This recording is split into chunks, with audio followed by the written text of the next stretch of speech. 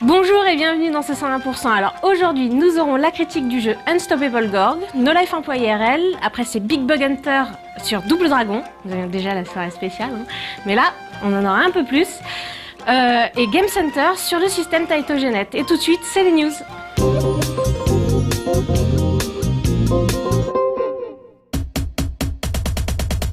En ce moment, les jeux de danse de type Dance Central cartonnent et atteignent des ventes records. Mais si cette franchise et son concurrent Just Dance restent les deux séries les plus connues, il ne faut tout de même pas oublier Zumba Fitness qui s'est écoulé à plus de 6 millions d'exemplaires depuis sa sortie fin 2010. Moins pop que ses rivaux au niveau de sa playlist, le premier Zumba Fitness était plus axé sur les danses latines et l'aérobic, mais n'avait pas été très bien accueilli par la critique. Prévu pour le 24 février prochain, ses suites Zumba Fitness Rush pour 360 et Zumba Fitness 2 pour Wii et PS3 comptent bien relever le niveau. La preuve avec ce trailer, dans lequel les studios Zoemod ont fait appel à une vraie instructrice de Zumba pour les séances de capture. Bon, pour être honnête, c'est pas trop notre cam à nous, mais peut-être que ça en intéresse certains.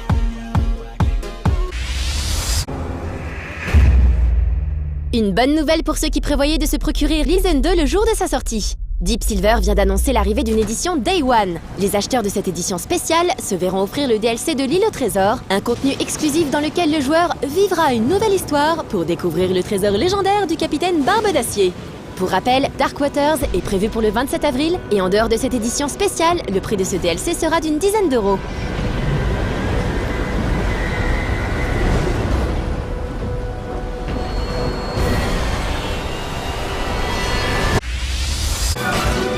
Avis à tous les possesseurs de 360. Du 15 février au 7 mars se tiendra la Xbox Live Arcade House Party, un événement durant lequel un nouveau jeu téléchargeable sera mis en ligne sur le XBLA chaque mercredi. Microsoft a déjà communiqué le planning des sorties et on sait maintenant que c'est EA qui ouvrira le bal avec Warp, un curieux jeu mêlant puzzle et infiltration. Warp sera ensuite suivi par une aventure exclusive mettant en scène Alan Wake, par un FPS du nom de Nexus développé par THQ, et enfin par le très attendu I Am Alive. En bref, les jeux de cette House Party 2012 ont l'air d'être fortement sympathiques, d'autant plus que les participants qui achèteront les 4 jeux recevront 800 points Microsoft en cadeau.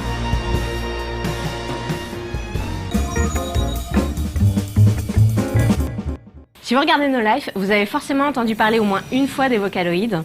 D'ailleurs, la chaîne passe un des nombreux clips qui existent de Vocaloid qui s'appelle Sekilan Graffiti, qui est un de mes préférés. D'ailleurs, n'oubliez pas de voter pour le J-Top.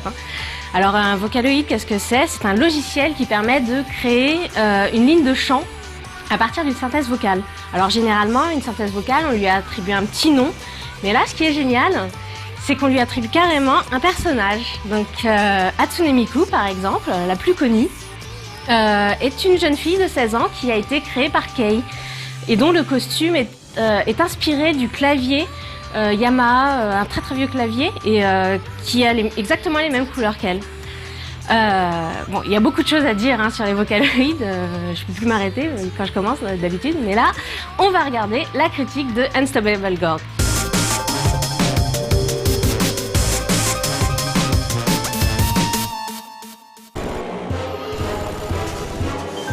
Les joueurs PC connaissent bien FutureMark, la société finlandaise spécialisée dans les bancs de test de performance.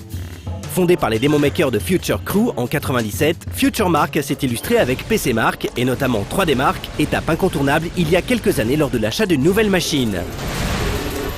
En 2008, FutureMark a formé un studio intégré de développement de jeux vidéo pour faire fructifier son savoir-faire en matière de 3D et avait sorti le jeu de combat spatial requérant DirectX 10, Shattered Horizon. Aujourd'hui, voici leur nouveau jeu, un Tower Defense nommé Unstoppable Gorg.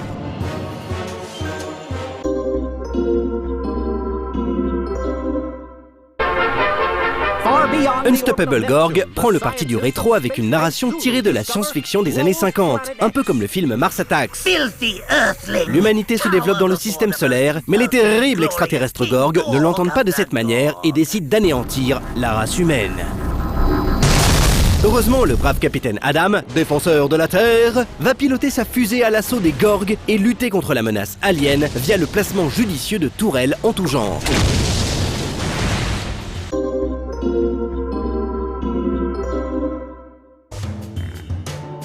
Unstoppable Gorg prend le parti de faire 2 ruptures importantes avec le genre du Tower Defense.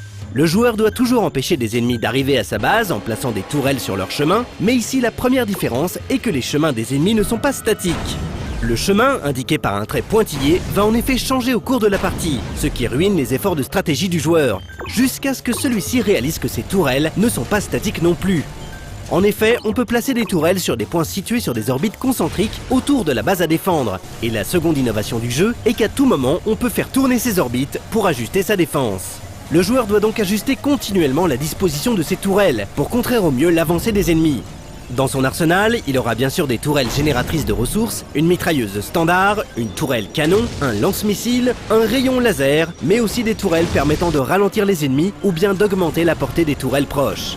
Le jeu peut vite devenir très complexe si l'on veut optimiser le placement de ces tourelles, car tout change dès que l'on fait tourner les anneaux. Le placement d'une tourelle de recherche pendant la mission permettra, si on lui laisse suffisamment de temps, de disposer de possibilités d'upgrade à répartir sur les autres tourelles dans les missions suivantes. Bien sûr, chaque race alien possédera ses forces et ses faiblesses, et il faudra adapter sa stratégie en fonction des ennemis présents sur chaque niveau.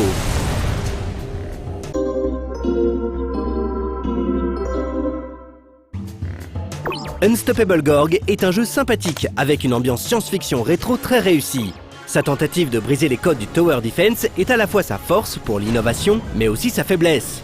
Il est ici très facile de rater un niveau vu que tout peut changer à tout moment. De plus, les ressources sont rares et une erreur de développement est souvent fatale. Il faut donc jouer à Unstoppable Gorg un peu différemment. Concrètement, il faut s'habituer à recommencer les niveaux les plus difficiles jusqu'à ce qu'on ait mémorisé les patterns d'attaque des ennemis. Heureusement, on recommence vite un niveau et la fonction d'accélération du temps est bien utile. Le jeu est disponible à prix budget, mais ne propose malheureusement pas de démo permettant de tester son système de jeu. Cela aurait été pourtant une bonne idée car il ne plaira pas à tout le monde.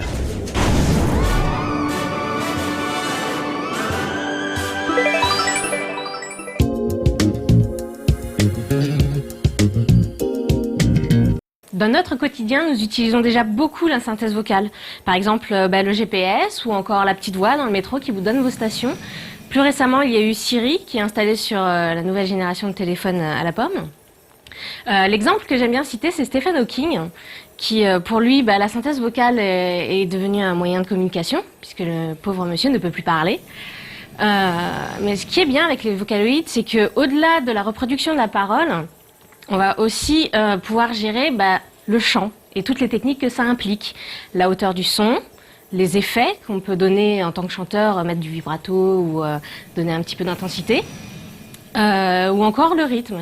Donc, et c'est là qu'intervient le logiciel et toutes ses fonctionnalités. Alors, je vous en dis plus après No Life Employee IRL.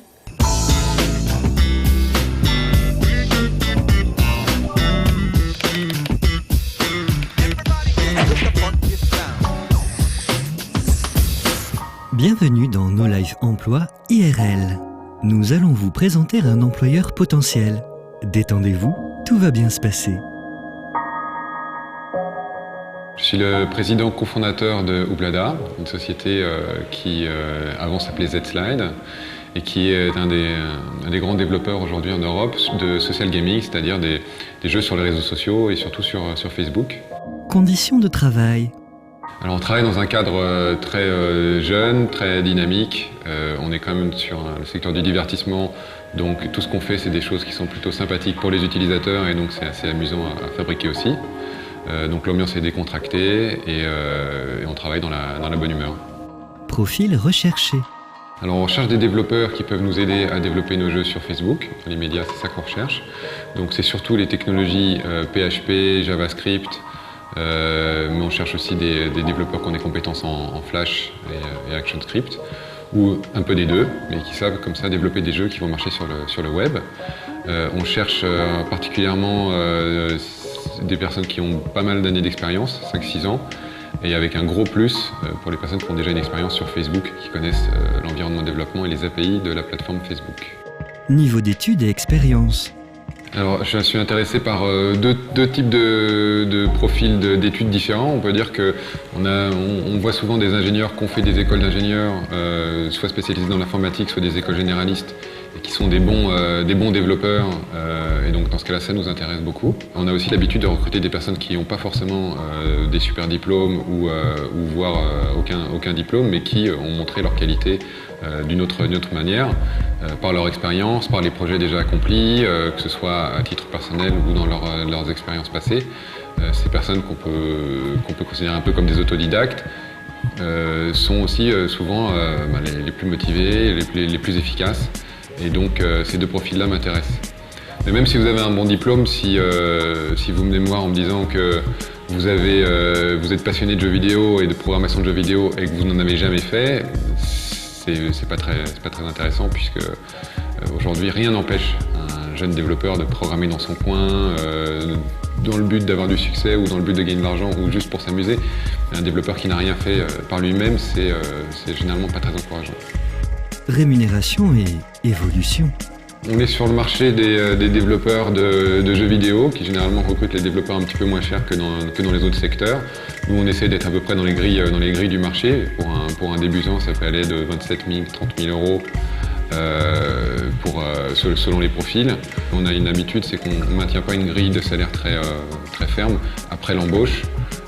N'importe qui peut progresser à n'importe quelle vitesse. On a parfois des fusées qui, en quelques années, rattrapent des niveaux de salaire qui correspondent à 10 ans d'expérience dans d'autres sociétés, parce qu'on reconnaît la valeur du travail qui est fait. Ça nous intéresse de donner plus de moyens, donner plus de responsabilités à ces personnes-là. Et avec les responsabilités viennent les rémunérations. À éviter absolument. En recrutant sur le marché des jeux vidéo, je peux vous dire qu'il y a quelque chose qui est particulièrement agaçant. C'est des personnes qui se sont intéressées à votre secteur mais qui confondent votre jeu avec celui des concurrents, par exemple. Au niveau on va dire, de l'orgueil, c'est un petit peu blessant, c'est un petit peu agaçant. À part ça, je pense qu'il faut avoir une vraie appétence pour le marché, le secteur, et donc comprendre et donc connaître, c'est pas mal renseigné sur ce que c'est que de créer des jeux sur Facebook, savoir ce que c'est qu'un jeu sur Facebook, la différence entre les jeux Facebook et des jeux consoles. Ça me motive particulièrement de voir des gens dans mon bureau venir me voir en me disant ça m'intéresse de faire ça parce que vous êtes en intégration permanente tout le temps en train de faire évoluer vos produits, ou ça m'intéresse parce que je trouve que votre modèle de monétisation où le jeu est gratuit mais on peut acheter des objets, ça c'est sympa, ça m'intéresse de travailler là-dessus, ça m'intéresse. Donc c'est un petit peu aux enjeux qui sont ceux de notre secteur et qui sont excitants parce que ça crée comme produit, mais aussi excitant par le travail qu'on fait aussi tous les jours, qui est vraiment très amusant. Merci d'avoir suivi ce vidéogramme d'information. La sortie est par ici. Au revoir, on vous rappellera.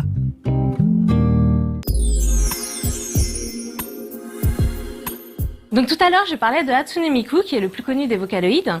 Et ce qu'il est intéressant de savoir, c'est que la voix d'Hatsune Miku n'a pas été créée de zéro. Elle a été créée à partir de la voix samplée de Saki Fujita, qui est une doubleuse très connue. Un autre Vocaloïde récemment créé, qui s'appelle Gumi, reprend la voix de Megumi Nakajima, qui est la doubleuse de Lankali dans Macross Frontier. Et je vous en dis plus après Big Bug Hunter sur Double Dragon.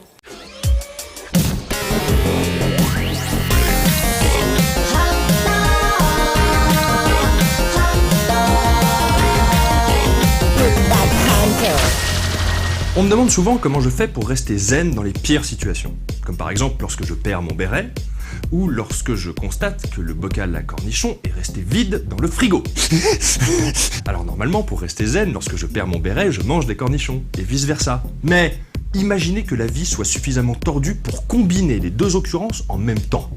Alors oui, je sais, c'est peu probable. Mais bon, combien de développeurs fainéants se sont fait cette même réflexion? Non mais que le joueur fasse ça, franchement, c'est peu probable. Avant de se retrouver sacrifié cul nu sur l'autel des chasseurs de bugs.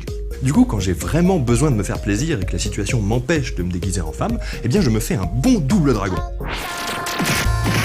Si vous avez vu le super play de Ben Shinobi sur Double Dragon, vous savez déjà que ce jeu est complètement buggé. En fait, il était tellement bourré de bugs que l'éditeur du jeu a sorti pendant 1 an des nouvelles versions en arcade en corrigeant les bugs petit à petit. Pas moins de 8 versions différentes sont donc sur le marché. Mais je vous rassure, même dans les dernières, il en restait encore plein.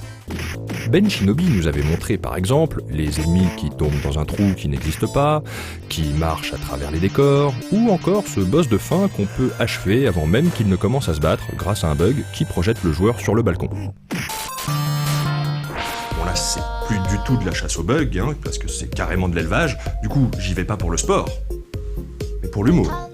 Par exemple, au début de la mission 2, il suffit de se mettre à un endroit précis, c'est-à-dire exactement là, à la limite du précipice, pour que tous les vilains voyous se jettent dans le vide tout seuls comme des cons. C'est un bug de pathfinding. Le jeu ordonne aux ennemis d'aller vers le joueur sans se rendre compte qu'il les envoie directement dans un trou. C'est un petit peu comme si dans la vie... Hop.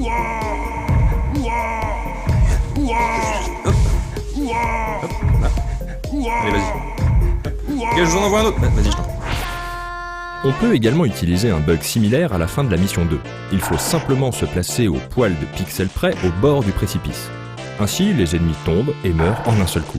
Mais cette technique est assez difficile à utiliser, car on tombe 3 fois sur 4 quand on enchaîne sur un combo, et du coup, là c'est nous qui passons pour un con. Mais le truc jouissif, c'est quand même de voir ces vilains voyous flotter en apesanteur. Encore du bon gros bug comme on aime. C'est une technique également utilisable sur le niveau final, quand on se place tout à droite du décor. Tuer le boss final en un coup de coude, c'est quand même la classe, et en plus on risque pas de se faire mal. Et comme si ça suffisait pas, il est également possible de berner le jeu en sautant au moment précis où on passe au niveau suivant, ce qui permet de conserver et d'utiliser un couteau, ce qui est normalement impossible.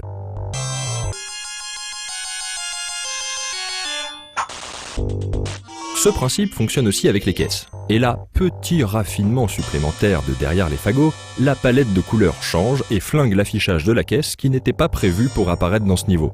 Là, on touche au bon gros big bug pour connaisseurs. Tout comme celui qui permet de bloquer le score au maximum. Alors pour faire ça, il faut choper l'ennemi quand il tente de redescendre et lui donner 2 coups de genou. Et surtout pas 3, sinon il meurt. Ensuite, on le lâche, on se décale un peu sur la droite et on reprend l'opération. Ça permet de leecher le gars jusqu'à la fin du temps limite et de continuer sur la vie suivante. Et comme on gagne des vies gratuites tous les 60 000 points, on arrive ainsi à tenir le coup pour arriver à bloquer le score à 999 990 points exactement.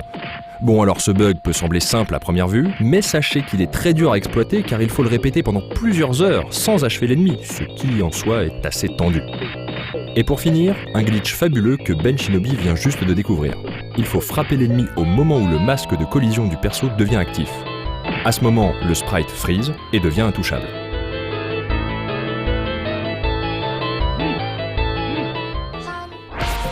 Et voilà, double dragon, double dose de plaisir. Juste une petite astuce de mon cru pour maximiser votre confort de jeu. Si vous devez réaliser un bug qui prend beaucoup de temps et qui vous oblige à rester des heures vissé sur le canapé, eh bien pensez à vous armer de patience, certes, mais surtout d'une sonde urinaire, parce que ce canapé, c'est un peu votre partenaire finalement.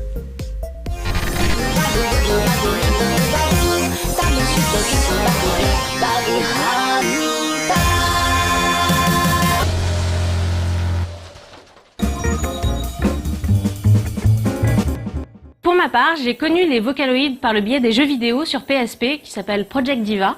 Il en existe 3, je crois. Ouais. Et donc un ami un jour qui connaît bien mon penchant pour les jeux vidéo musicaux m'a montré le jeu. Donc par curiosité, j'ai testé et j'ai tout de suite adoré les musiques. Et le jeu, quant à lui, est très très bien fait. Donc si vous avez l'occasion d'y jouer un jour, je vous le recommande. Et donc pour continuer sur les jeux vidéo, on va regarder Game Center.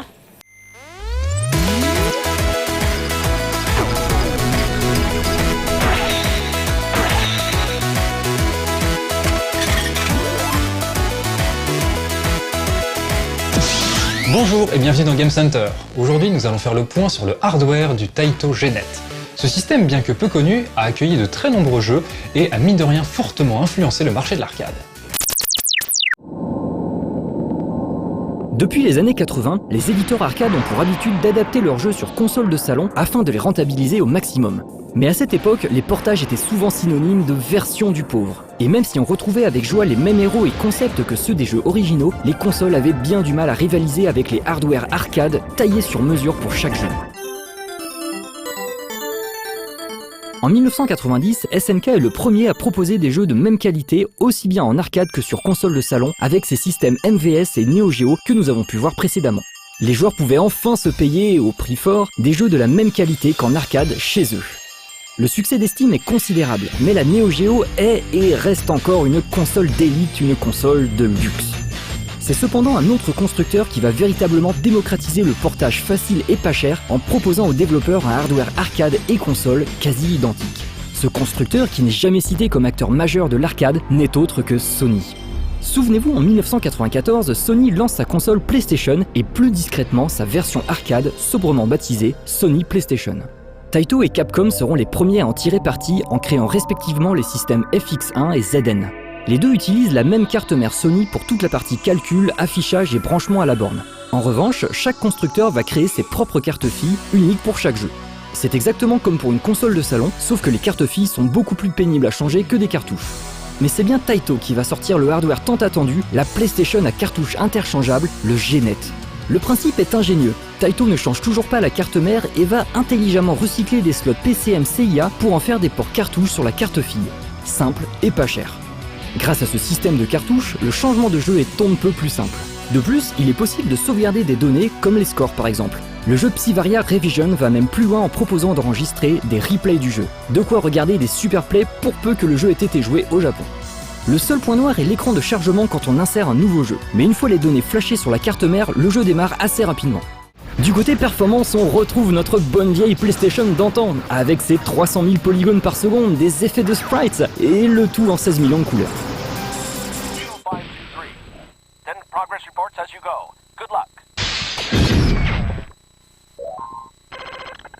La principale différence entre les versions arcade et console de la PlayStation se joue au niveau de la RAM, qui est plus importante sur la version arcade.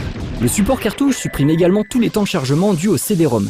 À part cela, les jeux semblent identiques. Street Fighter EX ou Raystorm sont bluffants. Pire encore, Toshinden n'est développé que sur console avant que sa suite ait l'honneur d'une sortie arcade, et la plupart des jeux s'offrent le luxe de disposer de beaucoup plus d'options en version console. En dehors des trois systèmes principaux que sont le ZN de Capcom, le FX1 et le G-Net de Taito, de nombreux autres systèmes assez exotiques vont être également créés sur la base de la PlayStation. Namco va refaire la carte mère pour ses systèmes 10, 11 et 12. Ces trois systèmes accueilleront des jeux de légende tels que Point Blank, Soul Calibur, Tekken du premier au Tag Tournament et surtout les Taiko no Tatsujin jusqu'à l'épisode 6 sorti en 2004. Chez Konami, le système va servir à développer des jeux pas chers et hyper rentables, souvent expérimentaux. Notamment sa série délirante des Champs dont Bishibashi est l'ambassadeur dans le monde entier. C'est aussi et surtout le hardware qui servira de base au système Bimani pour ses jeux musicaux. Un nombre incroyable de jeux va sortir sur pas moins de 8 versions du système. Les Dance Dance Revolution, Guitar Freaks, Drum Mania, Beatmania 2DX ou encore des étrangetés comme Karaoke Revolution, Dance Freaks ou Marshall Beats. En proposant un hardware sur les mêmes bases qu'une console de salon, le système de Sony garantissait donc la pérennité d'un jeu après son passage en Game Center. Sega fera de même à l'époque en sortant son système STV en parallèle de la Saturn et beaucoup d'éditeurs vont commencer à développer sur ce genre de support, bien plus rentable que les PCB dédiés. Aujourd'hui, la tendance s'est carrément inversée. Quasiment tous les hardware arcade sont basés sur une console ou sur un PC. Et si les portages sont encore d'actualité, les développeurs pensent avant tout à la version console de leur jeu. Il n'est même pas rare d'avoir des sorties simultanées ou pire encore, d'avoir la version console avant la version arcade. L'âge d'or de l'arcade est bel et bien révolu. Et le G-Net dans tout ça ? Eh bien ça a été un des premiers systèmes de ce genre. Il a surtout été un moyen de rendre le développement de jeux arcade un peu plus rentable et un peu moins risqué. Ce n'est donc pas pour rien si c'est sur G-Net et ses grandes sœurs qu'on trouve quelques jeux parmi les plus étranges, Paka Paka Passion, Raid Crisis, Street Fighter EX, 12 Stag, Tetris The Grandmaster ou le légendaire G-Darius.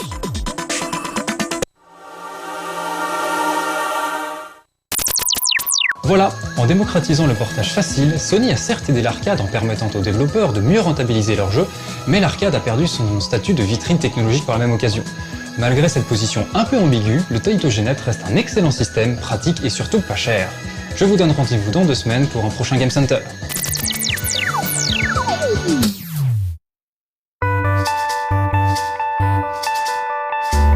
Quand je parle des Vocaloid à mes amis, bien souvent ils sont assez réticents parce que c'est vrai qu'une voix de synthèse, tout ça, c'est pas aussi bien qu'une vraie chanteuse ou un vrai chanteur. Mais ce qu'il faut savoir, c'est que comme c'est un logiciel, le logiciel n'a pas les mêmes contraintes qu'une chanteuse. La chanteuse doit prendre sa respiration, elle a une bouche, elle peut pas aller à 100 à l'heure, donc forcément, ça, le logiciel, il peut le faire. Et du coup, ça devient presque un instrument à part entière, qui pourrait être intéressant à utiliser. Moi, ça me fait penser exactement à la musique électronique ou à l'image de synthèse.